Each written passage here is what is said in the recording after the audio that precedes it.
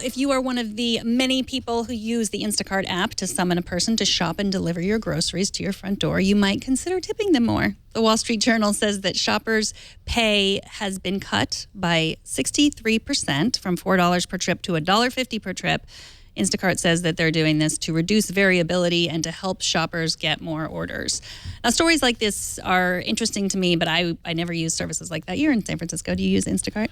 I have not, but my wife has used the Google Now, or Google, not Now. What is it called? The Google Bring Me Food Right This Second service. Whatever it's called. Like the Amazon She's used Google Express. Google Express. Thank you. Yeah. I think actually my title's better. Actually, Yeah, Google Now. I think that exists. No, but Google anyway. Now is the thing on the phone. I have two know kids. that. Bring me food right now this second. Yeah, that's what it should be called. Yeah, that Now. even better. I like your title better. She's used that, and they, the whole point of driving the prices down lower. And by the way, according to the story here, they're lowering their pay of the contractors while increasing the charge per service. So that doesn't really sit well with anybody, does it? No. Yeah.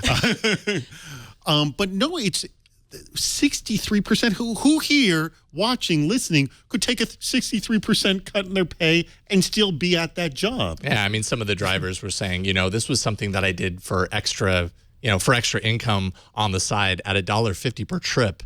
I just don't even think it's worth it anymore. They're paying for the maintenance of their car, their insurance of the car, Their and gas. the gasoline. Yeah. And so when the company says $15 to $20 an hour, which is not that high, the reality is going to be lower than that. And they have all their expenses on top of it. Usually when people are earning that kind of money, they're not also paying out of pocket for other stuff. And that's with tip. That's with tip. Yeah, $50 including, to a So tip. but again, it's the company's estimate. It's like, the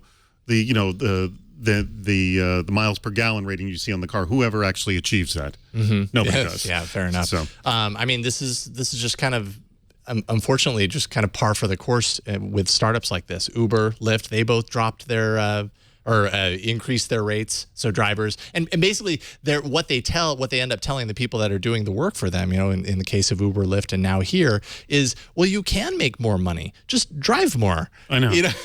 And sleep less. I'm sorry, because that'll be good. If you're sleeping less and you're driving, why could that be bad? Look, you have unlimited earning potential. You just have to drive 24 hours a day. Yeah, and then we all saw Taxi Driver. If you remember what happened in that movie. Yes. Uber driver. That should be the new. Oh, the there new you taxi go. That'd be driver. awesome.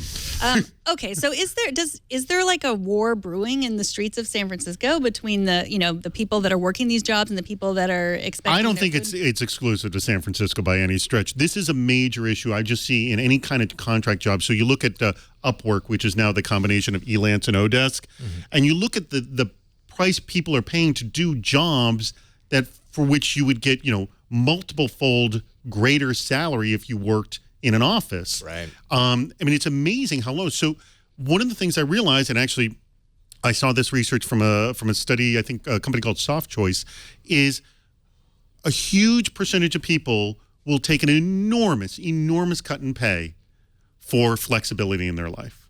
And that is huge. Now, a lot of companies just offer flexibility, but some are very willing to reduce their pay to have that flexibility. And to be a full-time contractor where you have complete flexibility, I guess you're going to have that reduced pay whether you like it or not. Mm-hmm.